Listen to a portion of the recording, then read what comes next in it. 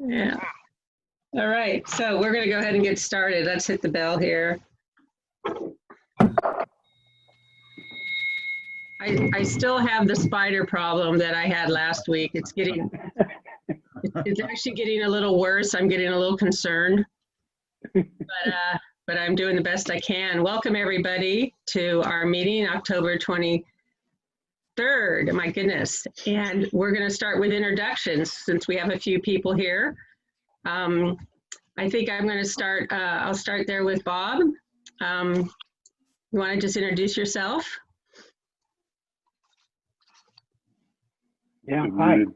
Good morning, everybody. I'm Bob Rogers from the Rotary Club of Sebastopol and your district's 5130 Polio Plus Chair.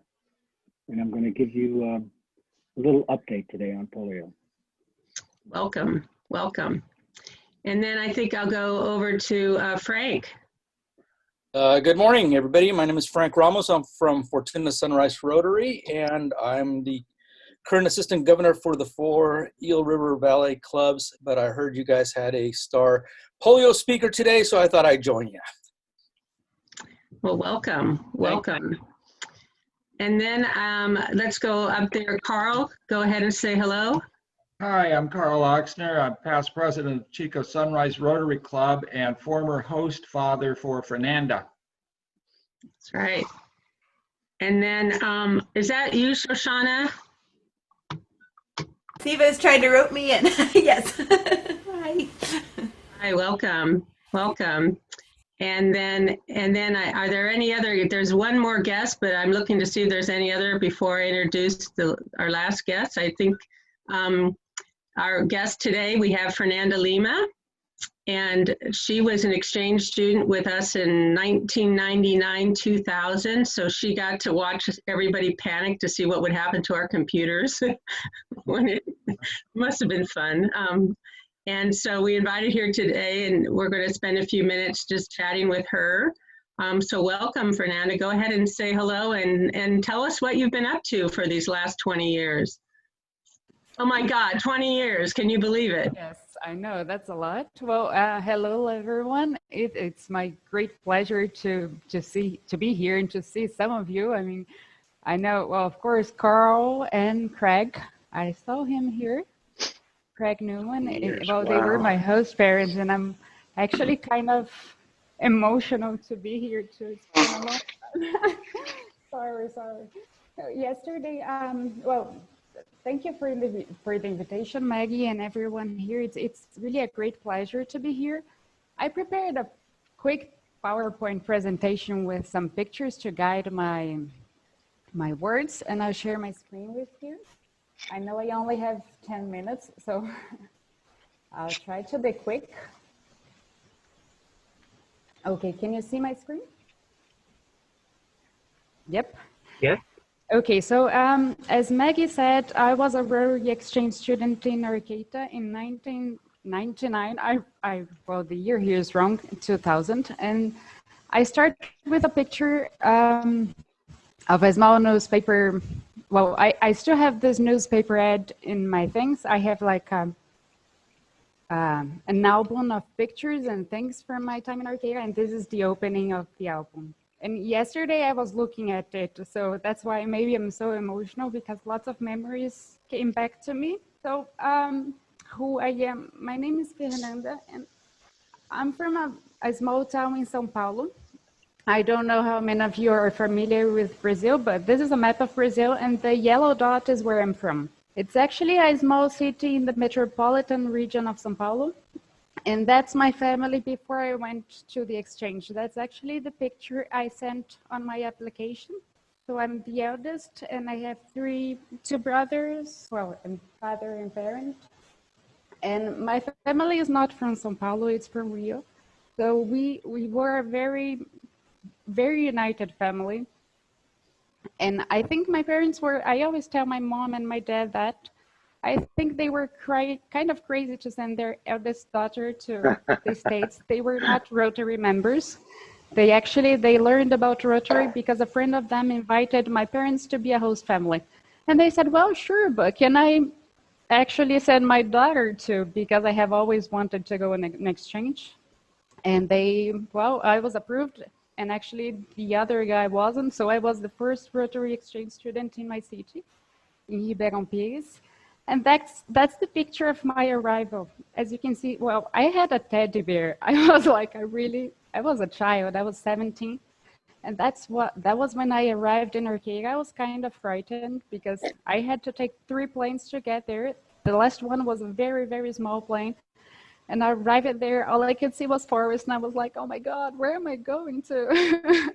And that's when I had just arrived in the city. It was a really sweet moment because, I mean, Janice, Craig, Carl, they were waiting for me there with some exchange students with the flag of Brazil and a sign with my name. And then we had, I don't remember if that was at the same day or if it was a few days afterwards. But that was a meeting with like some of the most important people in my time in Arcata are here. So I have, I think this was like a kickoff event for my exchange. So all of my host parents are here. The first ones were Janice and Craig Newman.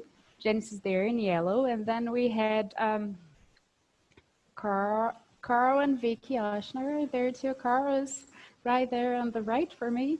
And Vicky is in blue, and Kathy and Bill Fraser. And also we had Leslie Odelberg. She was supposed to be my host mother, but well, in the end we didn't, but we became really close. And also in this picture are, was Cam Appleton and his wife Lisa and Thea. Cam was my counselor, and they also became very important and very present people during my stay. And I think this picture brings lots of good memories to me because, of course, well, I had a really good time in Arcata. I mean, it's a really nice city. And, well, I saw the mountains. I tried snowboarding. I went to the lake. The school was really nice. I mean, I had a really, really, really nice time. But I think for me, the exchange was like a really turning point because, as I said, I come from a very united family. And I think it's when I learned, first of all, that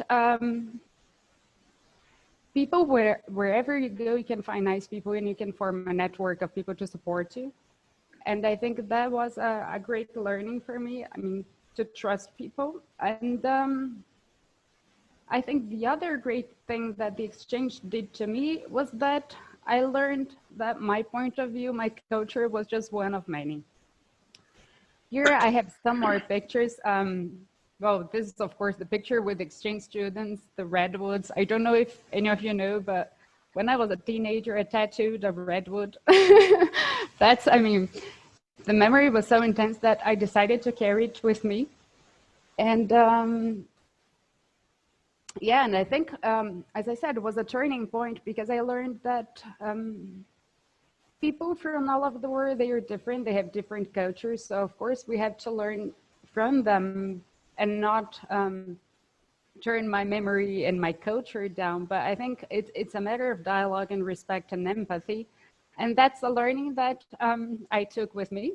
That was one of my final pictures in the States. It was when I was doing the trip around the US. As you can see, I changed a lot. I got my hair cut. I had braids in my hair. I had dyed my hair. I gained 15 kilos. I was a very different person. But I think that this experience, as I mentioned before, I wanted to be a lawyer, and I had always thought about staying, well, I don't know, in Ribeirão Pires, my hometown. And after this, I just came back and I was like, yeah, I want to know the world. I want to know more. I know that there is more than what I was used to. So after my exchange, I actually decided to study international relations. At the beginning, as a very naive teenager, I wanted to be a journalist in conflict areas, like war areas. But then I kind of changed it, and in the end, my trajectory here in Brazil led me to a very different path. I had another exchange experience in my graduation. I went to France for 6 months. And when I was there, they had, I don't know if you remember, but they had like those big riots in the banlieues where people were turning and burning cars, etc. And I was there at the University of Political Science, and I was going through participating in all those debates, and they were like, yeah, poverty here is huge. The migrants can't enter into society in an equal way. And I was like, yeah, I mean, I understand what you're saying from what your point of view, but I live in the periphery of Paris. And this has nothing to do with the periphery in Brazil. So when I came back, I was like, yeah, I really need to figure out to learn more about Brazil and its poverty side. So I turned my career completely, and that's what I have been doing so far.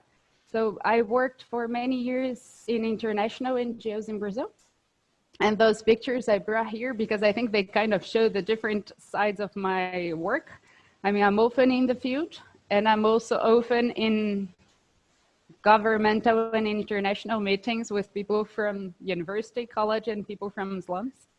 So that's what I have learned to do, to build dialogues between people who are different, with different cultures, but now with a national view and looking more into our local inequality and differences. And this is, well, after working for some time in NGOs, I actually decided to go back and study. And I did a master and a PhD degree in public administration. And I continued to work with poverty issues in Brazil. The picture with a bunch of people was it's the day of my defense. It was last year, so it's very recent. And this is the picture. These are recent pictures of me and my family. I still don't have kids. As I said before, my kids, my thesis. It took me a lot of time. But I do have a small nephew, and he's really, really cute. And I'm also mother of 2 babies, and I'm married. That's a picture of my husband, Leo. And my parents, some of you may have known them because they went to Arcata too. That's, they are in the picture there. Yeah, so that's it, a very quick presentation. Sorry for all this emotion. I really wasn't expecting this. I think in looking at all the pictures just brought this up. And yes, so and I was thinking yesterday that like now I'm an adult and I keep thinking how difficult it must be and how, I mean, organizing this kind of stuff like exchange students. At the same time, I really think this is kind of crazy. Like I always tell my parents, really, how did you let me go there? But, and I know it takes a lot of time and a lot of effort, and I imagine a lot of energy, because I know that we as exchange students, I mean, we're cute, we're fun, we're learning, but we also cause problems. And we want to do lots of things that are not, well, really allowed. That's how things work. But I'm really grateful for everything you did to me, because yeah, it was definitely something that changed who I am. So that's it. And that's a picture. I found a crush. I don't know how to say that. I found it yesterday. I still carry it. So I think it's a sign. Well, Fernanda's wonderful. I mean, people are, that was so wonderful to hear from you and hear what you're doing in your life and how your experience here in terms of learning about different cultures and becoming curious helped frame your life and how you are still working with different people and trying to get folks together. And that's just amazing and wonderful. And I know we have your parents here. I know they want to say hello, and there are going to be, but I'm going to have to say that we've got 2 minutes for this.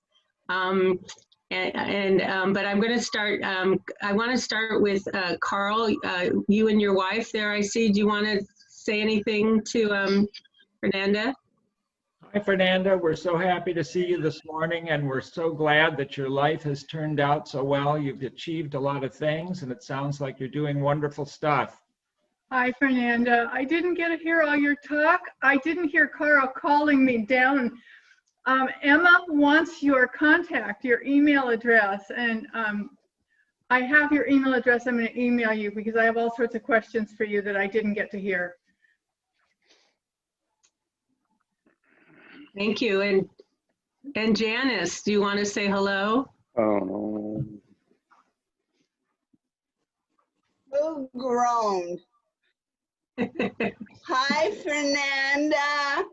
ah, It's so great to see you. Craig is here too. Hi, Fernanda. It's great to see you again. It's been a long, long time, but we still remember you. 20 years ago. It's great to see your development and how you've changed and grown up. It's just fantastic. Thanks for agreeing to be part of our meeting. We really appreciate it. Yeah. And I don't think Kathy was able to make this call. She joined us a couple weeks ago for a student who came, but she must have had something going on. So I know she would say hello and wish you well and be so pleased to hear about what you're up to. And okay, I'm going to do this. It's dangerous, Greg. You were president during her year. So if you would share briefly anything you might have learned as a result of her visit, how it made you a better person, because we all, that was a Well, 20 years ago, I can better remember anything. I was a new president with a new job and a new baby all at the same time. But, I see that presentation. I mean, how impressive.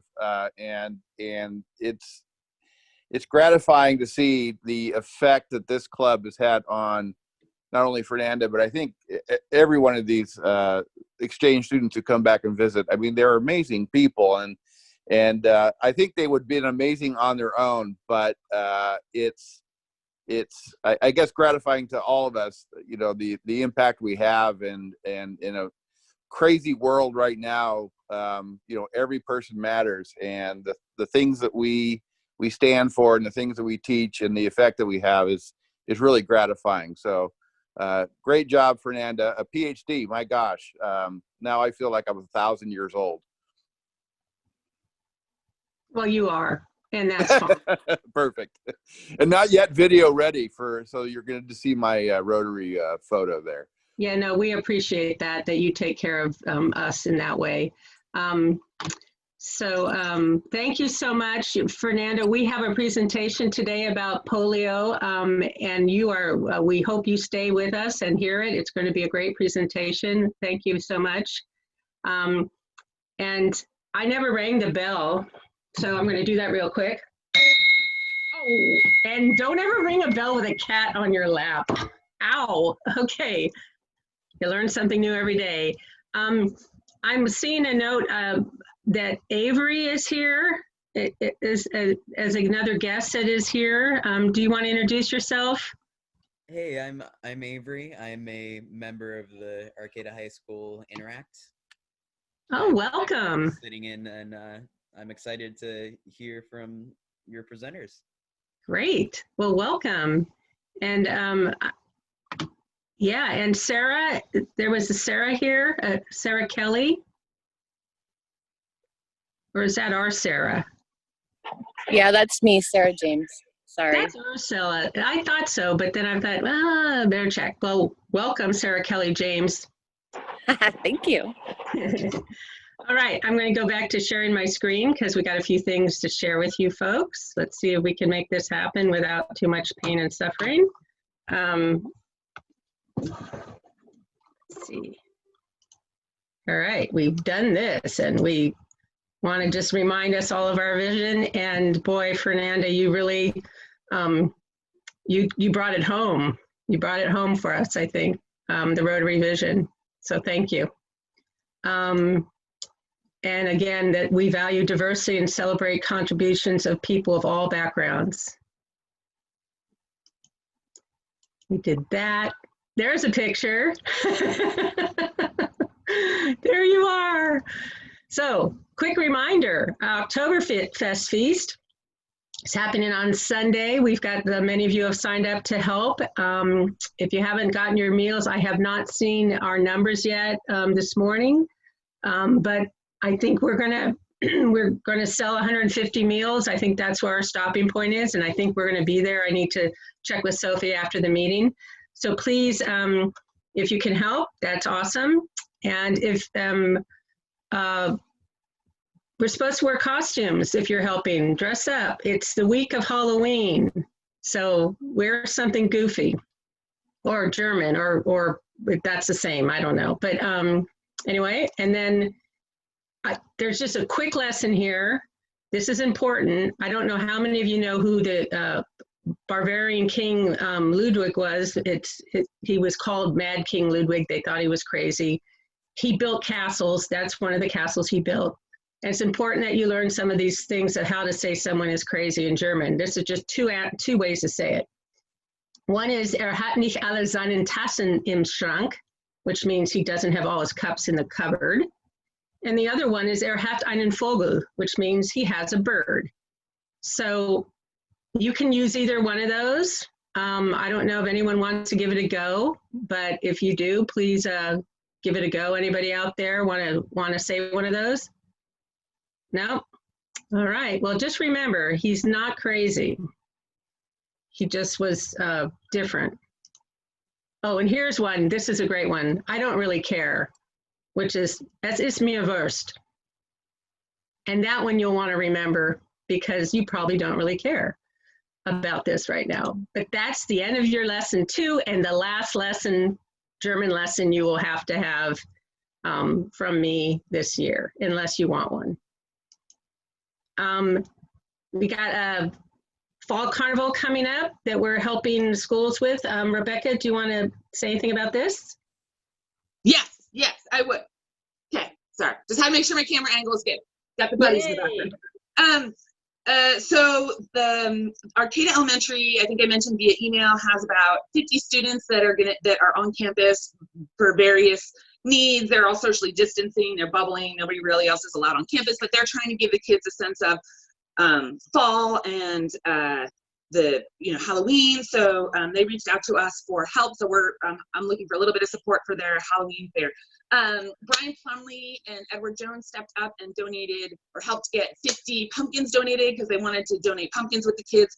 But we're still looking for art supplies, like crayons and paints, or other things that you could use to decorate pumpkins. They're not allowed to cut pumpkins, but pom-poms and things like that. And then also on the school project, just a note really quickly, Maggie, Companion Animal Foundation's thrift shop is going out of business. So I talked with Kim Class, who runs it, yesterday, and she let me go in there, and I have like a car full of books, mostly focused on the stuff that teachers have needed. So I'm doing pretty good on starting for books for them, but I think there's some other stuff we need. So thanks. Great, yeah, and here's a list of some of the books that Six Rivers Charter High School English program needs. And so if you have any of these or you want to go out and buy a chunk of them, for them, they would love it. These are all great books and they need to have them. They need to read these books. So thank you, Rebecca. Thank you, Youth Services. Next Friday, please feel free to wear a costume from the neck up. Or whatever part of you think we're seeing. Romy, you've got to do the whole, we see more of you, but anyway, whatever works. And then we're going to do some recognition right now. As you know, tomorrow is the district and foundation celebrations, and most years we go in a good crowd of us go, and we win lots of good stuff, and we get recognized at both of these. How many of you are going to attend that meeting, those meetings tomorrow? Just a show of hands, anybody? Okay, great, that's great. But we thought since most of you weren't going to go, we wanted to do some recognition today. And so I wanted, I'm hoping, I don't see, Dustin, are you here? I'm not seeing you, but he better be. Uh-oh. Well, Dustin, somebody wake him up, give him a call. AJ, call Dustin, wake him up. we'll come back to this. Darn him. Okay. I don't know if waking somebody up is a good idea, but we'll see what happens. Always wanted to do that. Quick, call your district governor-elect and wake him up. We're going to jump back. We're going to jump to this. One of the things they do at the foundation event is they do raffle, and I'm going to turn it over to Terry to explain how we're doing that this year. Every year when there's a live foundation dinner, each club in our area donates a gift basket. And we were asked to do it kind of virtually this year. So our gift basket consists of a $50 gift certificate from Kinetic Coffee and a $50 gift certificate from Griffin. So it's kind of your morning and your evening, unless you drink alcohol in the morning, and then that's between you and your sponsor. But anyway, so I put in the names of everybody who's donated anything to the Rotary Foundation since July 1. There were a lot of tickets, and I'm picking one now, and it is, can you see, Tamara James. So she will get these 2 certificates. Charlie and I will mail them to her, and if anybody sees her along the way, let her know that she is the winner. And thank you very much to everybody who donated and therefore participated. Great. Yes, thank you, Terry. We always have great participation with the foundation, as you well know. And one of the reasons I think we do is because we have this ingenious way of bringing money into the foundation and having fun with our Final Friday auctions. And I don't think there's I've told it about other clubs about it, but I think it's a brainchild of this club, and I think it's a wonderful way to make that happen and have fun and get stuff done, as they say. So so I'm going to go back to this because I do want to do this today. Let me, we're going to award, we have a Club Achievement Award. Are you here, Dustin? No, okay. Maggie, you're supposed to check your phone. I check my phone, okay.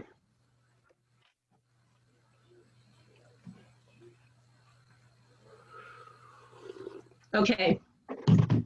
All right, we're gonna do, thank you. We're gonna move it toward the end. Okay, happened to you. Okay. That is bizarre. Sorry, guys. This is the nature of prime time. All right. So we're going to come back to this, and we are going to move forward now to our raffle. Nick, do you can you do our raffle for us? Yes, I can. Thank you. All right. I'm not sure if you guys can you see me? Yeah. I don't know. Okay. So the pot today is 110, and then those 2 gift certificates. So let's see who's going to be the winner. Craig Newman, and let's see if he's going to get that blue ball today. Woo. And if not, there's always next week. Oh, Craig's the big winner. Wow. Good job, Craig. Oh, wow. So I'll send you pay you through Venmo, and I'll get those gift certificates to you as well. Good job. Okay, it's going to go back into the club somewhere. It's going to go to food programs or fire relief or something. So I'll think of something. Thank you, guys. Thank you. That's awesome. And I don't know why my screen share continues to baffle me today, but I do want to just suffer, just make this happen. I don't know what's going on, guys. Thank you. Wow, that's amazing. I didn't expect to see that one today, but we are going to go now to our feature presentation with Bob Rogers. And Bob is our district I need a third screen, I'm realizing, because I want to pull other stuff up. Okay, so Bob is with, as he said before, with Rotary Club of Sebastopol, and he's also our District 5130's Polio Plus Chair. He's a past district governor, 2017-18 of our district, and he's also the End Polio Now Zone 27 coordinator for this year. He is a polio survivor who takes his Rotary and ending polio activities quite seriously. But he also meets life and its challenges with humor and passion. So we are so happy to have you here with us today. I'm going to turn it over to you, Bob. Thank you for being with us. Well, thank you. I appreciate that. I'm honored to be here today. Before I start talking, I'd like to show you a video of a recent NID, National Immunization Day, that I participated in this last January. It was organized by our own past international director, Brad Howard. If you folks remember Brad. He owns, his business is Howard Tours, and he's conducted over 40 of these NID trips. So here we go.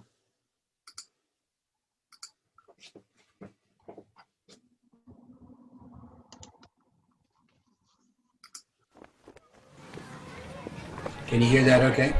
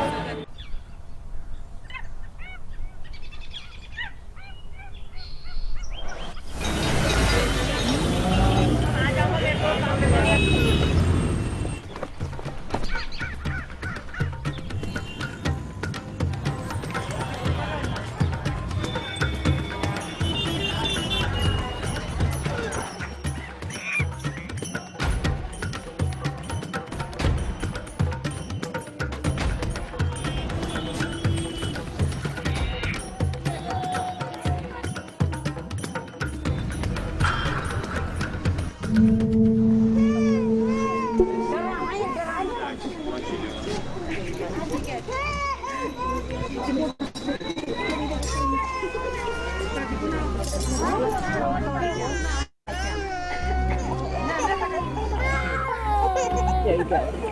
Sorry.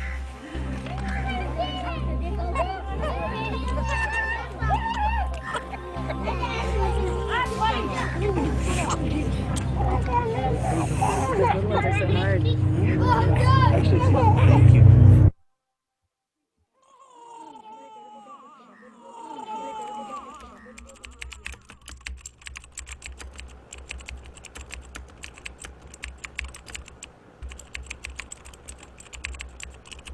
My name is Brad Howard. I professionally am both a tour operator. We take people overseas for purpose, professional groups and associations, and I also have commercial real estate here in the East Bay. In Rotary, I have been involved with it for about 35 years and have been a governor, which is a regional responsibility, and then been a member of the board of directors of Rotary International, the international board.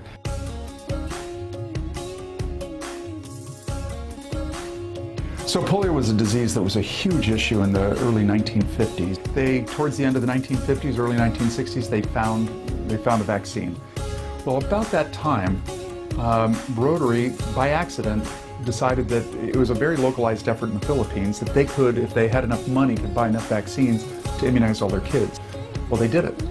And so Rotary as an organization said, wow, if all we need to do is get vaccines to kids, we could do that. And so since that time, we have been knocking off all these countries. 125 countries had polio when we started. Right now it's down to 2, Pakistan and Afghanistan. But because Pakistan and Afghanistan have very limited healthcare systems and border controls, it isn't limited to those countries. People are traveling across borders between those 2 countries, and Pakistan's a neighbor with India. When we immunize a child during these national immunization days, we are trying to immunize every single child in that country that are 5 years and younger. And this is what we did on this recent trip. Over a 5-day period, they're trying to immunize more than 100 million children.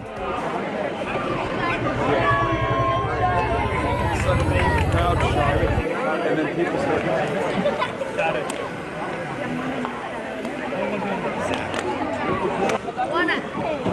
Okay, who's next? Oh, no. Are you laughing at me? Are you laughing at me? Waving so. Okay. हाथ मिला रहा हूँ। तू देख हाथ पर, तू देख।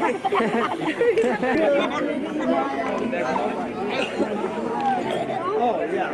Well, I don't think you put a lot of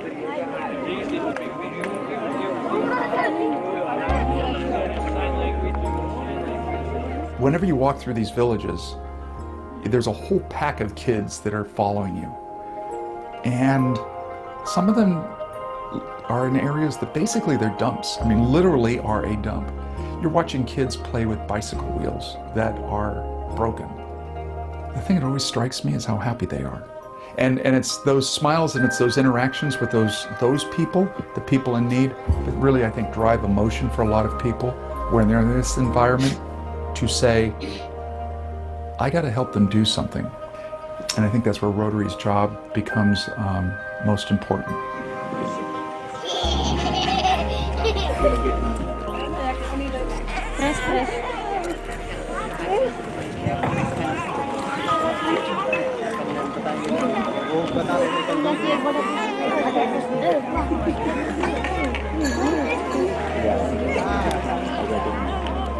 The community in which we were in was called Mewat. And Mewat is a largely Muslim populated place, but very impoverished. In fact, the largest industry, if you will, is making fuel for fires so that they can cook and heat their house. And that fuel is quite literally made out of cow patties. This is the kitchen. This is the kitchen? I was just told that. Yeah, that's where they build the fire, they cook over the fire, and this is the kitchen right here. The man just told me, the driver just told me. There's what's called the caste system, and so there's this whole spectrum of haves and have-nots. There are those that are called the untouchables, and in society they really don't have a place. One of the parts of the polio eradication effort is one day you go from door to door looking for kids in each house to know that everyone's been immunized.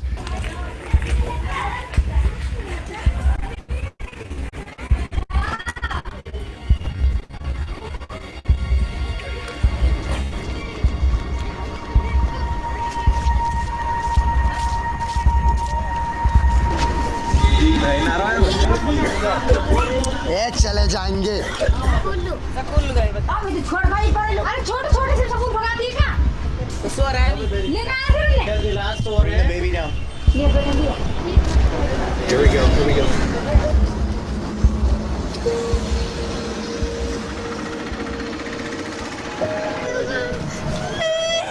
किधर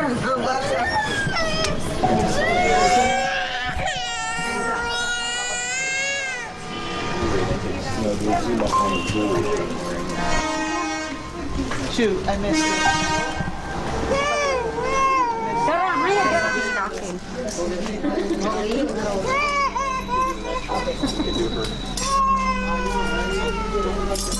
The ability to see what happens with polio comes in two parts. One, the emotion of, I'm going to stop this from happening to another kid. But the second part is helping those that didn't have the 2 drops and those people who now cannot walk. Well, there is a hospital in Delhi that many years ago, some of the Rotarians in the Bay Area came together and in concert and partnership with Rotarians in Delhi, helped fund a post-polio ward. A gentleman by the name of Dr. Matthews is the key surgeon that literally performs miracles on these people. These are people whose feet are sideways. They can only crawl on their hands and knees, and yet he's able to turn those lives into an upright life.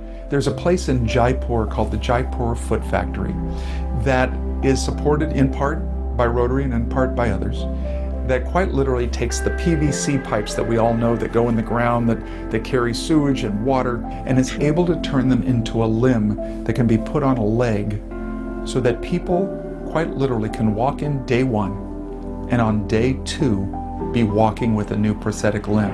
What is it called?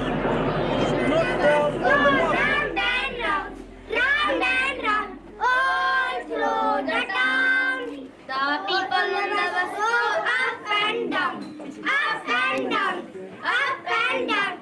people on the bus go up and down, all through the town. The horn on the bus goes. Can I take your picture? Your name is? Kushi. My name is Hello, may I can identify as you wish, bring more people over here so you can see it, and then I can open the shop. So this Rotary Club has been dedicated to help elevate the resources and training of the teachers. And to give you a picture of the school, they built a great building, small. There's two parts. One is for young children, and the other one is a vocational training school for the women of the village to learn how to sew and therefore be productive for themselves. But this school is quite literally in the middle of a pigsty, and no one wants to walk anywhere near where the pigs are hanging out. You can imagine, if you're in a village that's called a slum, the effect of having 50 people from another country come into your presence, bring you stuff and resources, and buy your goods, how that inspires them that they are better than what they have. 1, 2, 3, 4 हमारा number है।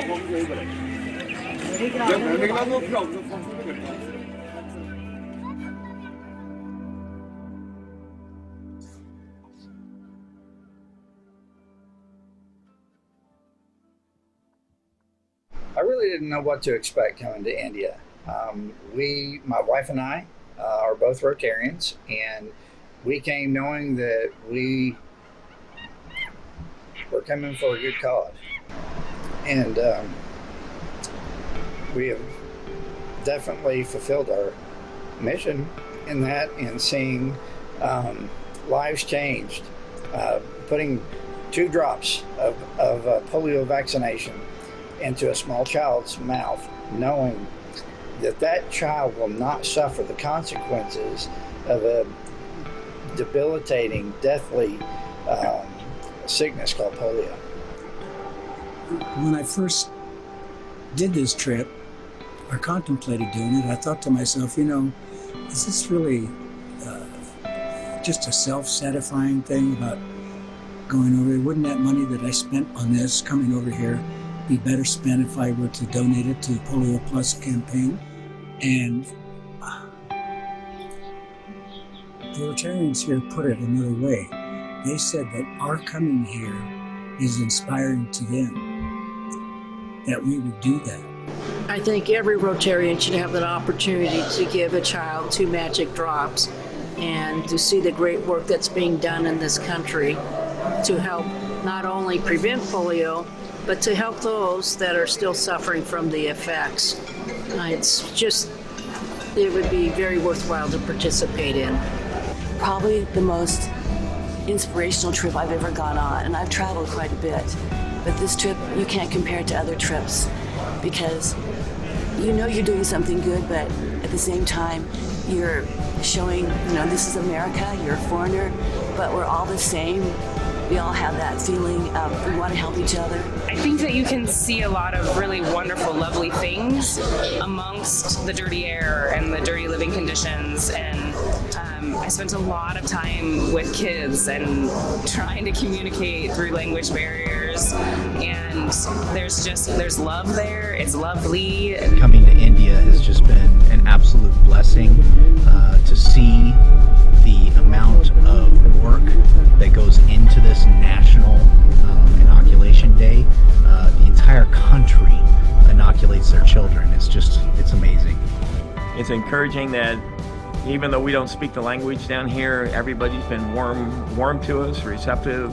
So, you know, it gives me encouragement when I go home that, you know, we can use this as a model so that we're not divided. We can unite around a common purpose, which is to take care of people.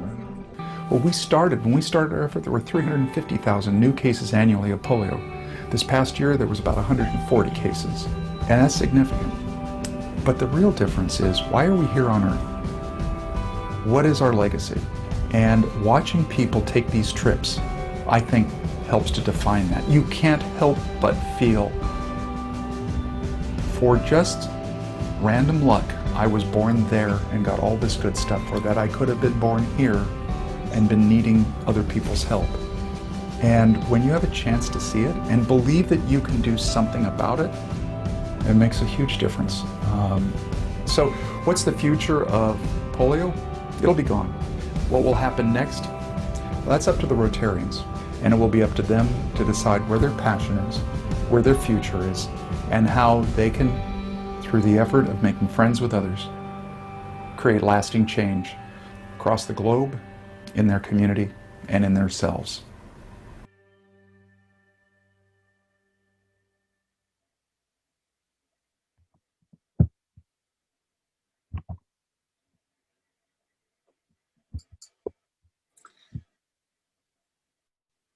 You know, I've seen that I don't know how many times, and I still tear up every time I see it. As you can see from this video, the polio virus affects mostly children, attacking the motor neurons that control the muscles in the body. So if the muscles, the leg muscles are attacked, then the child can't walk. If the diaphragm muscles are attacked, then the child can't breathe without the assistance of a machine like an iron lung or the modern day version of a ventilator. And if it's in a developing country with a poor infrastructure, that child just dies because they don't have the support. Yet there's others like myself. I had a brief encounter with the virus and I escaped relatively unscathed. When I was 5 years old, my dad took the family to a Lions Club picnic. And midway through the day, they told me they found me underneath the picnic table crying and complaining of my legs aching. So they took me home and put me to bed. And when I couldn't get out of bed the next morning, Mom called the doctor.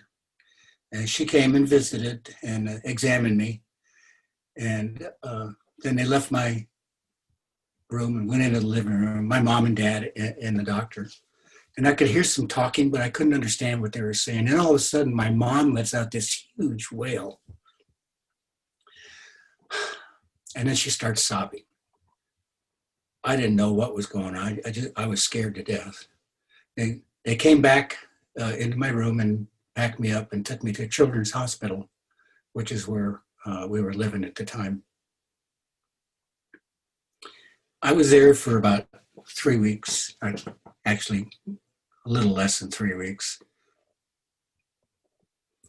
And I don't remember too much about that, except one thing I do remember. Mom would park the car. I was like up on the 3rd floor, and they had me in a crib and over by a window.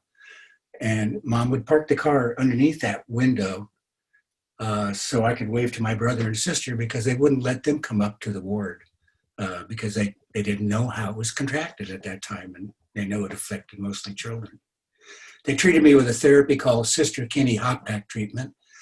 And this is where they took steaming, hot, wet woolen blankets and wrap them around your affected limbs as hot as you can stand them, and passively exercise that limb, in my case, the legs, to max range of motion.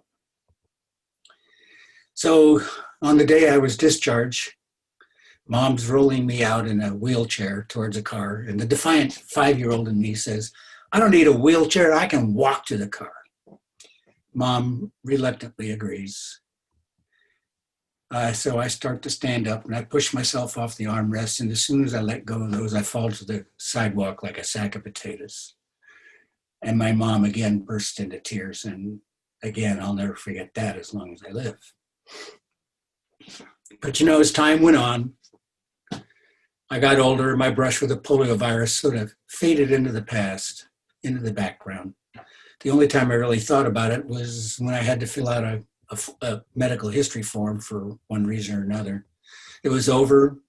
Like I said, is in my past. I was a runner, a skier, a cyclist. I never felt handicapped or restricted in any way. So fast forward now to a few years after my retiring, and my wife Peggy and I moved to Sebastopol, California.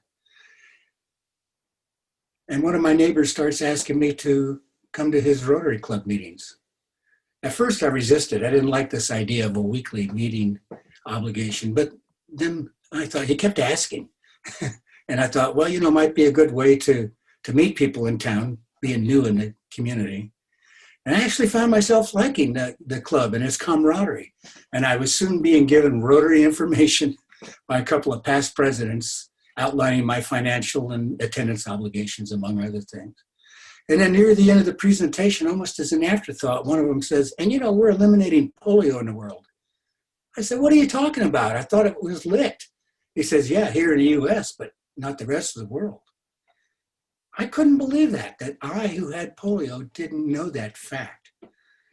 Well, that was the icing on the cake. Any reluctance I had about joining sort of melted away, and I ended up becoming a member of the club. But again, those first few months, I wasn't aware of any special efforts by the club as to polio, and I pretty much forgot about it again. Then later that first year, I'm attending my first district training assembly, and I'm walking down, it's at Humboldt, not Humboldt, in Ukiah, and I'm walking down the path between two buildings, and I hear a voice behind me. It says, so how old were you when you had polio? What? How the hell do you know I had polio? He says, I could tell by the way you're walking and swinging your leg. What's he talking about? I thought I walked normal. But I guess I couldn't deny it. He was right. He introduced himself as Larry Myers, our district's Polio Plus chair. I know a lot of you know him. And himself, he's a polio survivor. So we talked for a few minutes and then parted ways, going to different breakout sessions. But at the end of the day, I saw him again, and he asked me to join his committee. I said, sure, not knowing what that meant. I found out a few months later when he called and asked if I could fill in for him on a polio talk, a fundraiser, because he had a conflict. So I said yes and started doing the research as preparation for the talk. And that's when I realized the scope of the fight against this disease. So, you know, I gave the talk. I was nervous, but I think it went pretty well. But that was it. I was hooked. I'd found my passion in Rotary, and I became active in everything related to Polio Plus, from giving talks like I'm doing right now to doing a 6-day bike ride fundraiser, which you all participated in. You know, reflecting back on my life, having contracted polio at the age of 5, recovering completely and then forgetting about it, only to then accidentally rediscover it by joining Rotary many, many years later. It makes me think that some things in life happen that are beyond our comprehension. But I believe that somehow I was put here for a reason. And I think that reason is now this final push against polio. You all know the tremendous progress we've made since we started this battle in 1988. You heard Brad talk about that. When there were 350,000 children a year, that's almost 1,000 per day contracting polio in 125 countries. And we got it down in 2018 to just 33. Absolutely amazing. However, last year, we had a bump. We went up to 176 cases in 2019, from 33 to 176. Quite a dramatic increase. And this year, we're on track to perhaps even surpass that number, I'm afraid to say, with 132 cases as of 2 days ago. Clearly, there's a huge concern about this increase in the numbers. So what happened? Well, some of it's due to lack of access to certain areas because of conflict. And although the governments of Pakistan and Afghanistan and most religious leaders are backing us, there are still political and religious factions out there who oppose vaccines. Some of them even think that we're trying to sterilize their children with these drops. And in addition, in Afghanistan, the Taliban, in areas where they have control, forbid any immunizations at all. You know, we've hit huge roadblocks before, and while they are demoralizing, we've reacted accordingly and overcome those obstacles, and no doubt we will again in this situation. And then on top of all of this, COVID-19 hit, and we had to stop immunizations on March 23rd. But we will overcome these roadblocks. Like the roadblock that both Rotarians and health professionals thought would be the hardest to overcome, the elimination of the wild polio virus in India With its 1.3 billion population, many living in slums and close quarters with each other. You saw that, some of that in the video.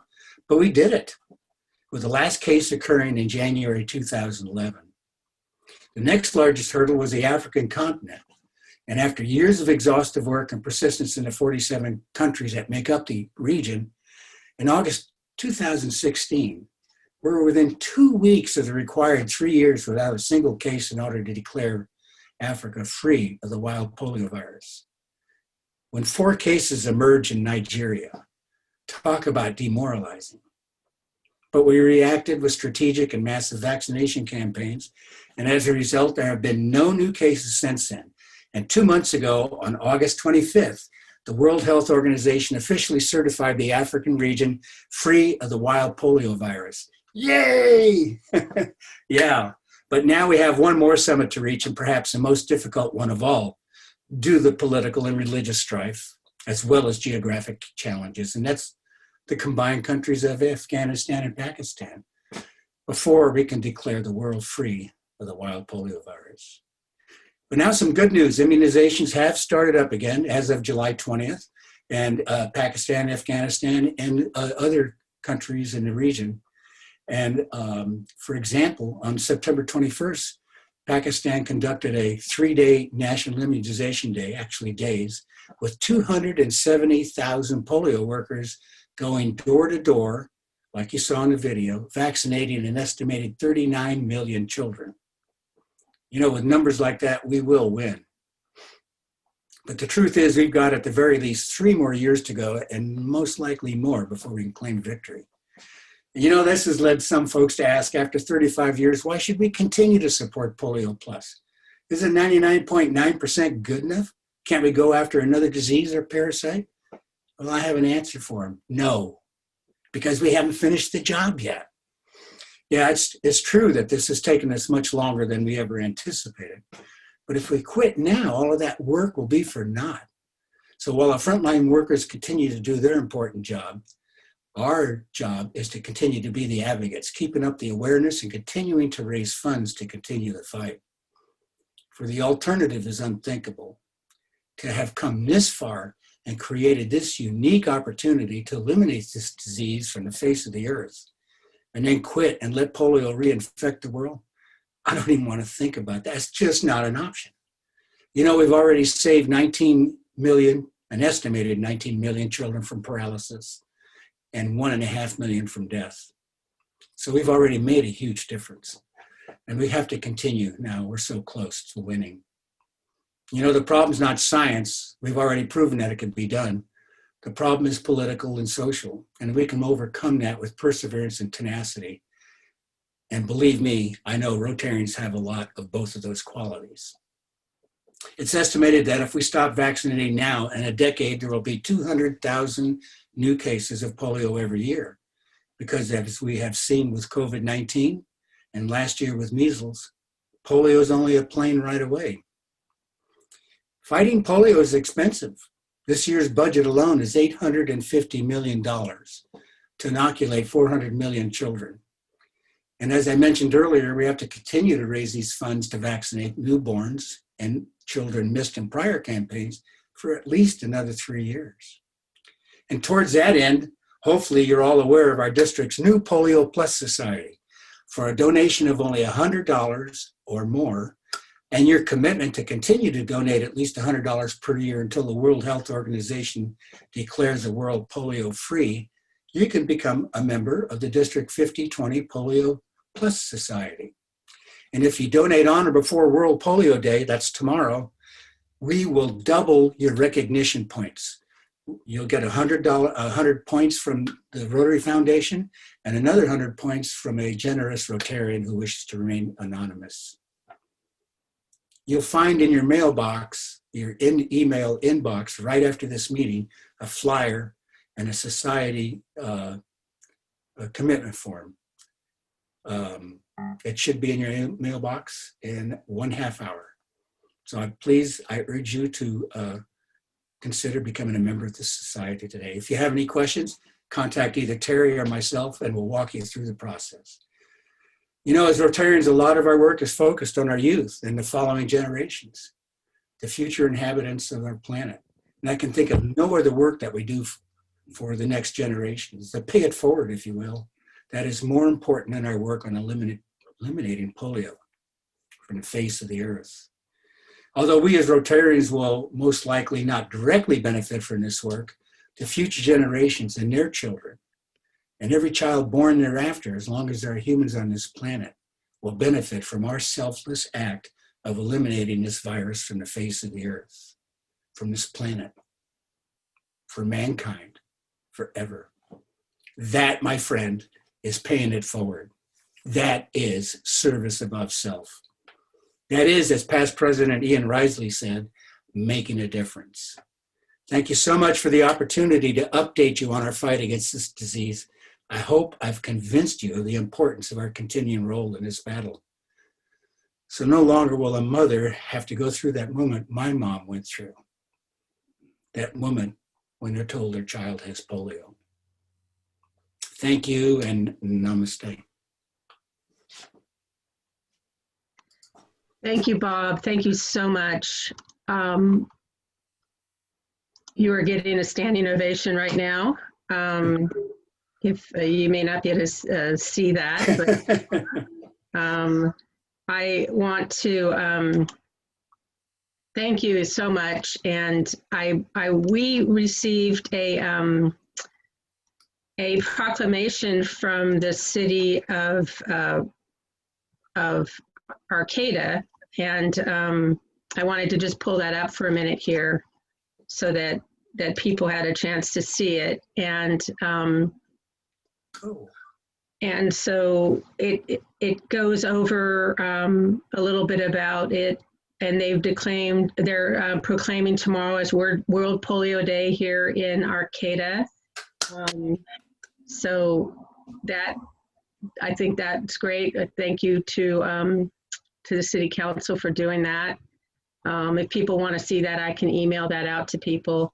And then we've had quite a few people in the chat make pledges. They're going to either a one-time pledge or an ongoing one. I don't know, Terry, if you have figured out the totals of what we've brought in today,